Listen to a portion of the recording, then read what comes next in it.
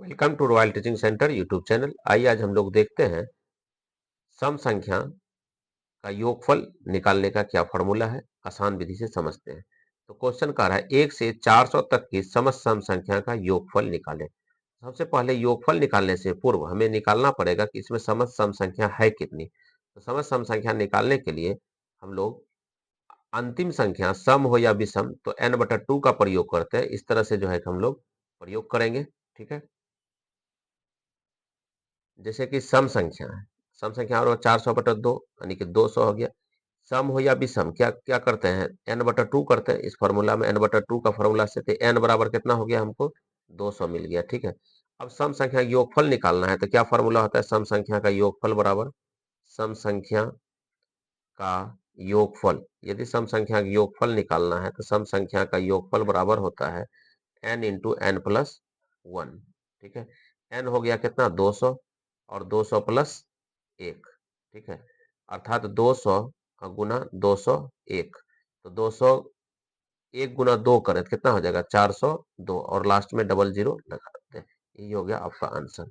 तो जब गिनती की संख्या सम हो या विषम, ठीक है, तो अंतिम संख्या जब रहेगा सम संख्या, ठीक है, इसको ध्यान देंगे। जब गिनती की अंतिम संख्या सम हो, जब गिनती की अंतिम संख्या सम हो, जब गिनती की अंतिम संख्या क्या हो, सम हो, अंतिम संख्या सम हो, तो सम संख्या पूछ दे या विषम संख्या पूछ दे, सम संख्या या फिर विषम संख्या कुछ भी पूछ देगा। ठीक है, सम संख्या या विषम संख्या कुछ भी पूछ देगा तो कितना हो जाएगा n/2। ठीक है, n क्या हो जाएगा, यहाँ अंतिम संख्या हो जाएगा। ठीक है, अंतिम संख्या। तो n में कंफ्यूजन ना हो तो आप यहाँ पे कैपिटल N भी कर सकते हैं। ठीक है, तो ये इस तरह से निकालेंगे सम संख्या। जैसे मान लीजिए कि 10 तक में कितनी सम संख्या है, 1 से 10 तक में कितनी सम संख्या है, 1 से 10 तक में कितनी सम संख्या है, तो 5 सम संख्या। वही विषम संख्या कितना है, 5 सम संख्या है तो 5 विषम संख्या भी है। ठीक है, 5 सम संख्या है और 5 विषम संख्या है। तो कैसे निकालते हैं, तो मान के चलिए अगर हम सम निकालना है तो 10/2 कर देंगे तब भी क्या हो जाएगा 5 प्राप्त होगा।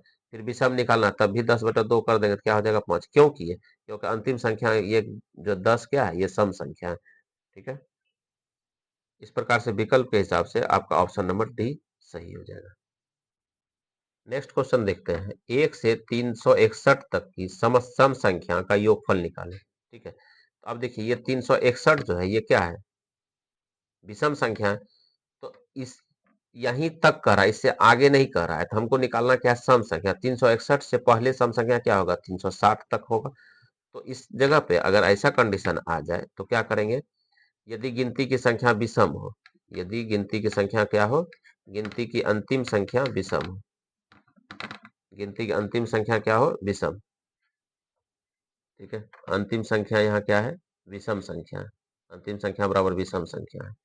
तो उसमें से क्या करेंगे, विषम संख्या में से 1 घटा देंगे तब हम 2 से भाग देंगे। ठीक है, यदि गिनती की अंतिम संख्या क्या है, विषम हो तो, विषम हो तो ऐसा करेंगे। तो विषम जो है रहेगा तो ऐसा करेंगे। तो विषम संख्या कितना है 361, 361 में से 1 घटा देंगे बटा 2 कर देंगे तो कितना हो जाएगा 360/2। तो कितना हो जाएगा 180। 180 निकला क्या, सम संख्या। अब कह रहा है योगफल, योगफल निकालने के लिए क्या करते हैं, सम संख्या योगफल और n इंटू एन प्लस 1।